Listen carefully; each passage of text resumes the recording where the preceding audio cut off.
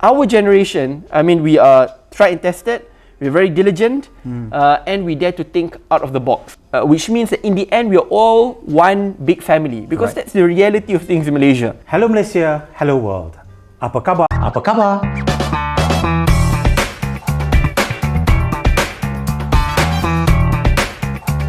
Welcome to another program of our ECM Talk with topic, Are our youth ready to take on the world?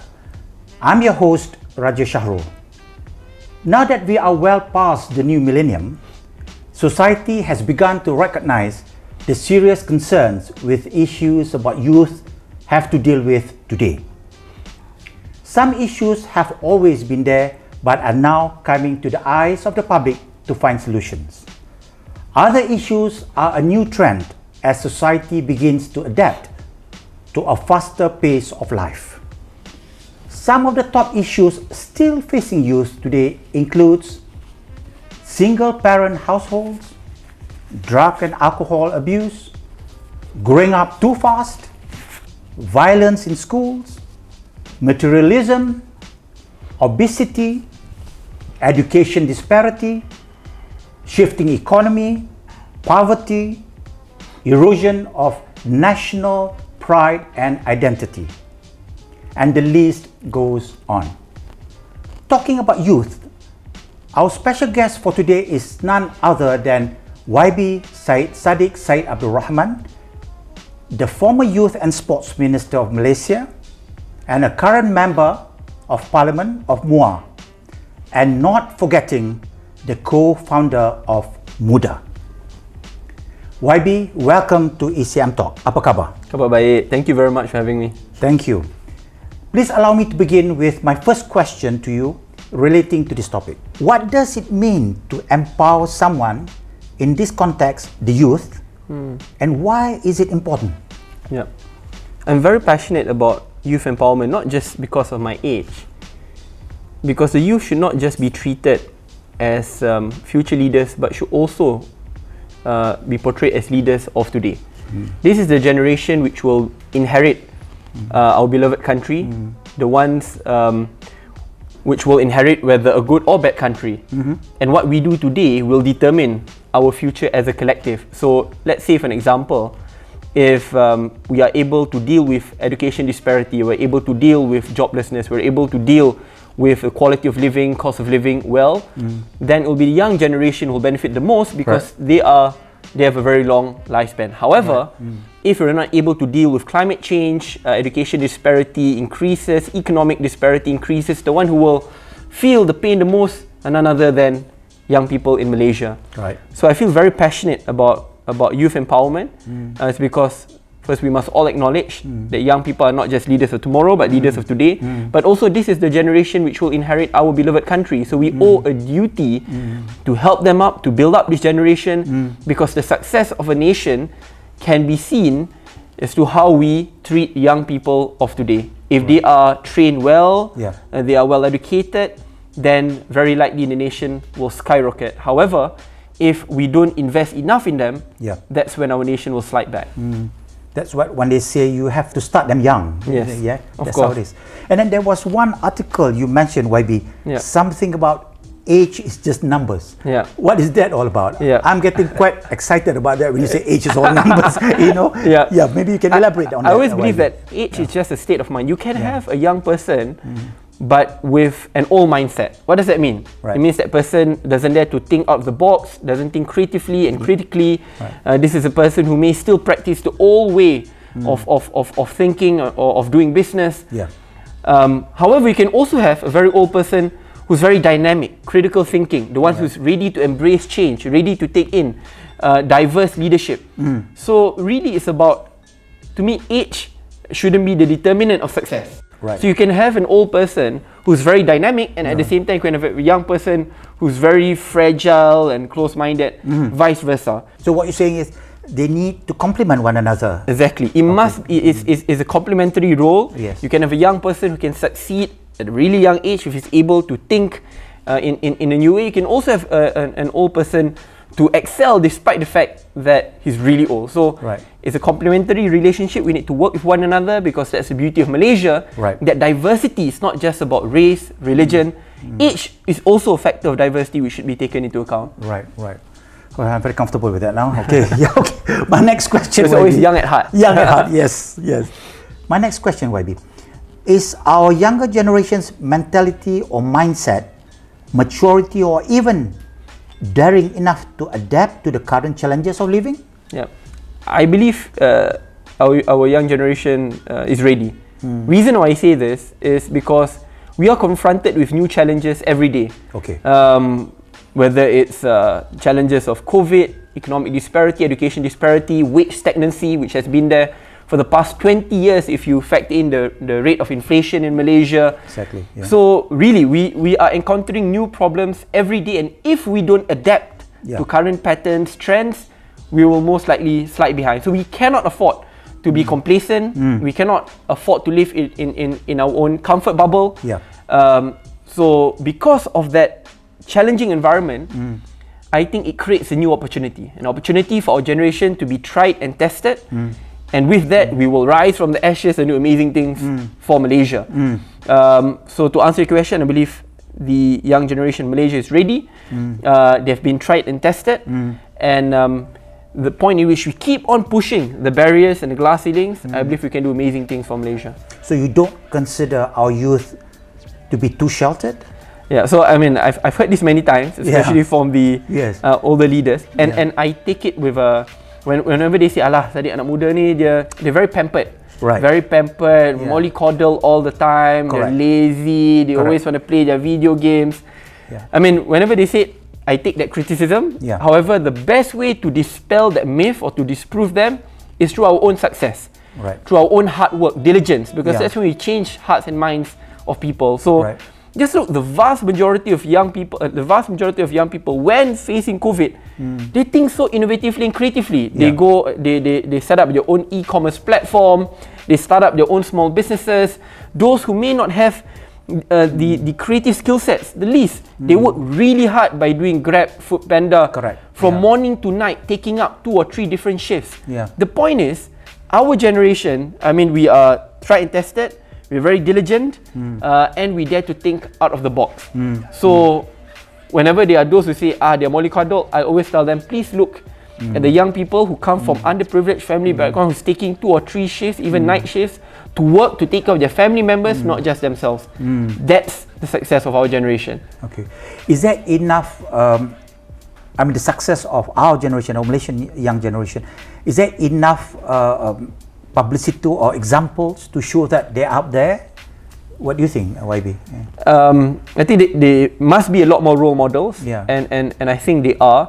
That's why, as you see today, there are a lot more young disruptors who are opening up new markets, new industries, and really changing hearts and minds of people. Look at people like Saudara Nade, the founder of the Lorry, very young age, already setting up his own tech disruptor, which has opened up his businesses not just in Malaysia but across ASEAN. You have people like Saudara Rahman, the founder of Ringgit Plus, people like Saudara Rodi or Razi Tajuddin, founder of Harta Bumi and now High Home. So you have many amazing young people who have disrupted industries, done great for society, but most importantly, through their success, change hearts and minds of the community. Because that's when people see them, they know, age is not the determinant of success. You can be young, you can also be successful. And not just in business, right? Look at, in social settings, you have great people like Cikgu Cheryl, you know, the person who inspired the movie Adi Wiraku, you know, who really volunteered was half a life to education, the cost of education. The youngest member to be appointed on the Education Reform Committee. You have people like Cikgu Ayu, the founder of Buku Jalanan ataupun Sekolah Caukit, really helping out underprivileged children who don't have access to formal education. So I think there are many. I just hope that young Malaysians will view these people as heroes and heroines, not just those with a large social following, large social media following, the Insta famous, not to deride them. They have their own skills and expertise. But we must also look at those who may not be socially popular, but those who have contributed their lives to serving society. These are the true heroes and heroines of Malaysia. Okay. And on that note, YB, looking at Malaysia being a multiracial country, how do you think we can complement one another in terms of our races? How can that help the youth?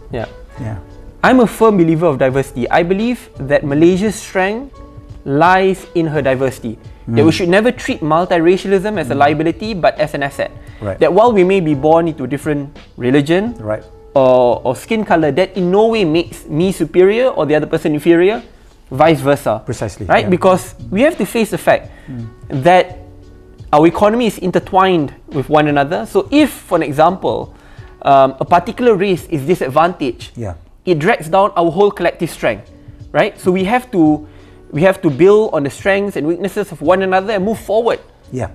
Together. We all have our own expertise, skill sets. It's really about harnessing it, sharing economic growth together, equitable distribution of wealth so that everyone benefits from it.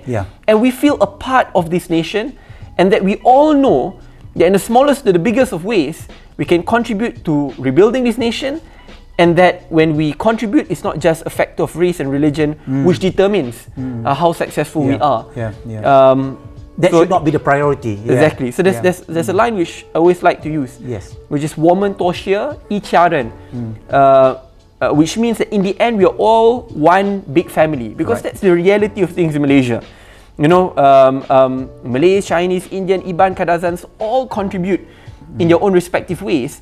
And for an example, if we see a person who's poor, underprivileged and needs help, if that person is Chinese, Indian, Kadazan, we owe a duty to help him, because we know that if we are in that position and that person is in our shoes, that person will also extend the lending hand. Do the same. So we want to create that culture of compassion, empathy, which bridges issues of race and religion.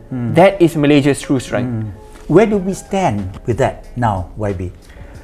We have a lot of challenges, obviously.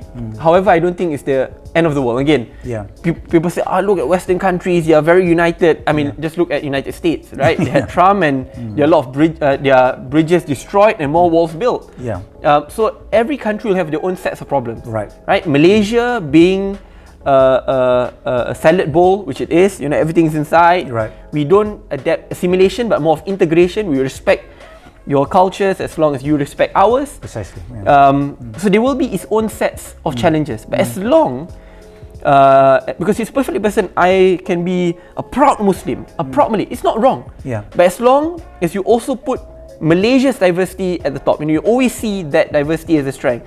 So I think while there will be challenges, and there have been challenges which we have dealt with, I think it will only make Malaysia stronger. Right. My next question, YB.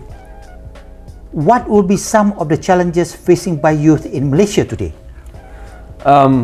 Many. As I mentioned, we are a generation which face many challenges, not just constantly being viewed as a generation which is pampered, weak, subpar, suboptimal. So to deal with that perceptional barrier, which I believe we can, but more structural problems which I believe we face, one which I feel very strongly about, it's not just about joblessness, but it's about underemployment, not just unemployment. So if you look at the rate of employment unemployment in Malaysia, it's not that bad. Like even in the developed countries where youth unemployment can go up to 20%, right? So in Malaysia, youth unemployment is about 10%. National unemployment is about 3.2%. This was last year before COVID. Correct. However, when you look deeper, the problem is not with joblessness. The problem is income, stagnancy of income. For the past 20 years, look at the study done by Khazanah and also Bank Negara. For the past 20 years, there have been wage stagnancy.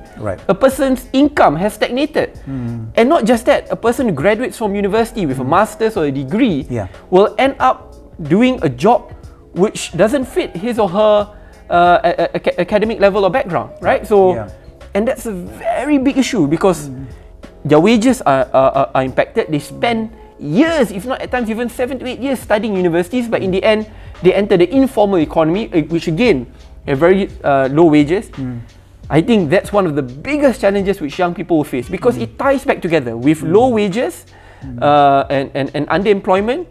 It leads to unhappiness. It makes it harder for young people to buy affordable housing. It makes it harder for young people to fulfill their genuine pursuit of happiness. It Correct. all ties in together. Correct. So I think we have to deal with that. If I'm to talk about how to deal with it, it becomes a whole economic lecture. But in a way, Yeah. we have to face that this is the biggest challenge which young people will face. It means really structurally dealing with how Malaysian economy is structured, really dealing with low wages job by transitioning to more tech industries and tech heavy jobs. That means less reliant on low skilled and cheap foreign labor. Now all this, it means about increasing minimum wage. It means about really focusing on or pivoting to TVET, technical vocational education. Correct. So all of this will be tied in together. But if you ask me to pick one big problem which young people face today, it's underemployment, because it links back to affordable housing, quality of living. Precisely. Everything ties back together. It's a continuous reaction, yeah? It's Yeah. one after the other, it's affecting them. Yeah. Exactly. But is the other side noticing this, or are they taking note of this? What the youth is going through? Or the new graduates? I mean, one way or another, we must, because if you don't notice it, then our country will slide behind. Precisely. Right? I mean, what worries me is that that our economy is getting more uncompetitive. Yeah. That a lot of strategic investments are going to neighboring countries like Indonesia, Philippines, Vietnam. You know, Right. for the past 5 years, there've been studies done to show that while ASEAN has been a magnet of foreign direct investments, especially when US and China are at loggerheads, Yeah. but Malaysia receives only about 5% of the total FDI in ASEAN, while countries like Vietnam and Indonesia are really skyrocketing forward. So, I mean, if we don't realize that there's a systemic problem, then we will be in deep trouble. Malaysia has a lot of hidden and untapped potential. Yeah. I think the point in which we really tap on that potential, we can do exceptional things. Right. Okay, my last question, YB. I hope, yeah. Now, perhaps YB, you can share with us your vision or hopes related to the youth empowerment in our country. Yeah. Firstly, I hope that young people will not be treated as subpar, weaker, as those who are much older with experience. Obviously, with experience comes a lot of benefits. Yeah. But being young should not be treated as a liability. We need to deal with that perceptional barrier. You know, that this person may not have the level of experience as those who are much older, but Yeah. he dares to think out of the box. He's very innovative. He's very diligent. Right. You know, because young people today know that they're not on an equal footing. Right. You know, they don't have the experience, they don't have that networking, they don't have that financial capital like Yeah. those who are much older. Yeah. So when we know that we are at that great disadvantage, we need to make it up with our enthusiasm, passion, Right. idealism, Right. you know, our creative thinking and mindsets. Only then can we become a generation of disruptors. If not, we'll just become subservient, follow, and not be able to pioneer new industries. Right.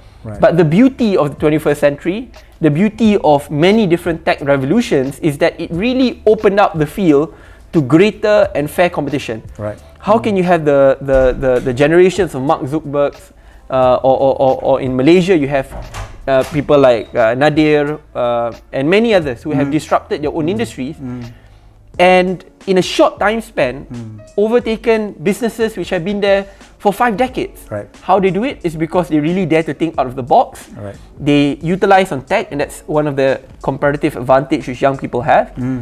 So I think really to deal with that, so that we can really strive and move forward. The second part, which I also believe is very important, is about getting young people and youth representation in every single layer of decision making. Problem with us is that we still think decision making means only politics. No, Yeah, really, yeah, it means in corporate boards, it Yeah. means in government linked companies, it means in agencies, private sector. It also means in social enterprises, in NGOs. Yeah. So that whenever there's a crucial decision which is to be made, there is a young person or young people sitting at that decision making table. Together, yeah. Yes. So as I mentioned, diversity. You know, now when we talk about corporate boards, we talk about having more women, having more people from racial, religious minorities. Fair. Diversity is not just about that. It's also about having people of different age categories. That's why you look at Starbucks. They can have a young board member at the age of 33 years old. Right. Right.